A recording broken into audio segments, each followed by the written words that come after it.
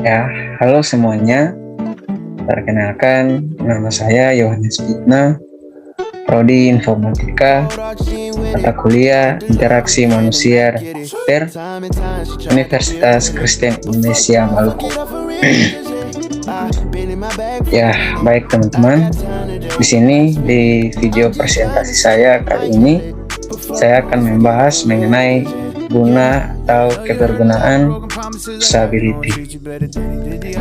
Poin-poin pembahasan yang akan kita bahas nanti, yang pertama ada daya guna usability, yang kedua uji kebergunaan, dan yang ketiga ada cara uji kebergunaan. Nah, kita masuk kepada pokok pembahasan. Yang pertama di sini yaitu daya guna usability. Daya guna atau usability adalah tingkatan di mana sebuah produk dapat digunakan oleh user untuk mencapai tujuannya secara efektif, efisien, dan kepuasan dalam menggunakannya, atau ISO 1998. Daya guna merupakan salah satu faktor yang digunakan untuk mengukur sejauh mana penerimaan pengguna terhadap produk. Sistem ukuran daya guna sesuatu yang bersifat subjektif. Produk dapat berupa perangkat lunak, tool, website, komputer, mesin, gadget, dan lain-lain. Efektif dan efisien mempunyai tujuan yang sama, yaitu meningkatkan kinerja organisasi. Efisien adalah bekerja dengan menggunakan sumber daya dan energi yang sesuai tanpa pemborosan. Sedangkan efektif adalah melakukan sesuatu yang sesuai dengan apa yang diinginkan dengan cepat. Kemudian selanjutnya daya guna atau usability attribute. Daya guna ISO 1998 terdiri dari 3 bagian. Yang pertama efektivitas, seberapa tepat, lengkap, dan akurat seorang user dapat mencapai tujuan.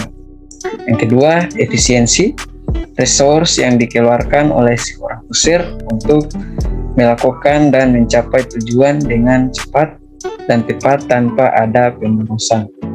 Kemudian yang ketiga, kepuasan, respons dari user berupa kenyamanan pengguna dan sikap positif dalam menggunakan produk.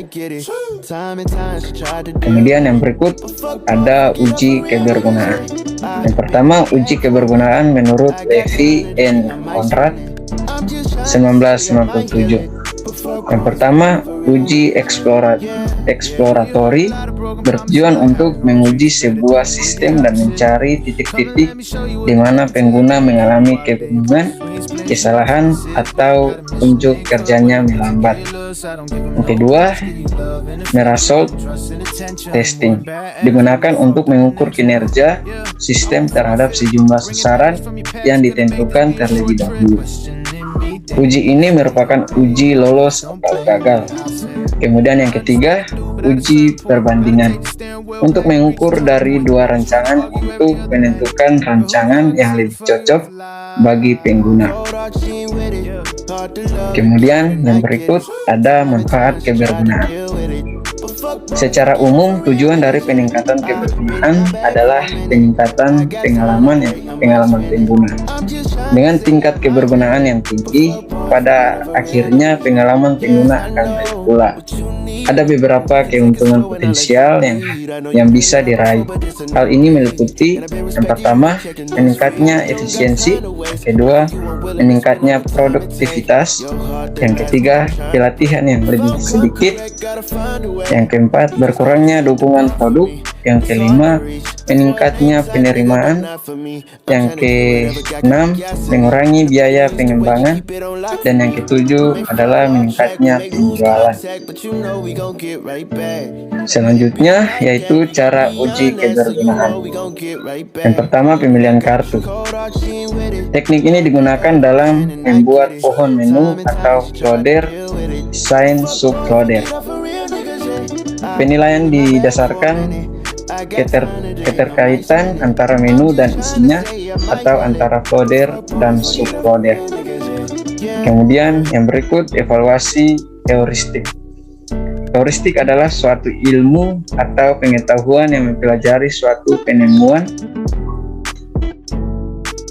Evaluasi ini biasanya melibatkan ahli HCI. Teknik ini mengeksplorasi sistem identifikasi masalah kebergunaan dan mengklarifikasikan setiap pelanggaran atas satu atau lebih prinsip kebergunaan. Nah, kemudian yang terakhir ada uji berbasis skenario.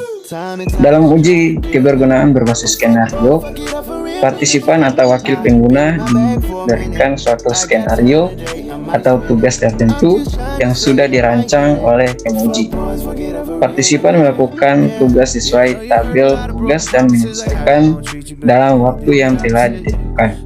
Skenario meliputi fungsionalitas utama sistem dalam simulasi pola penggunaan yang diharapkan.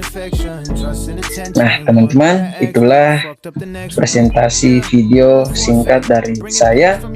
Kurang dan lebihnya saya mohon maaf bila ada salah kata, salah ketik maupun ucapan yang saya katakan.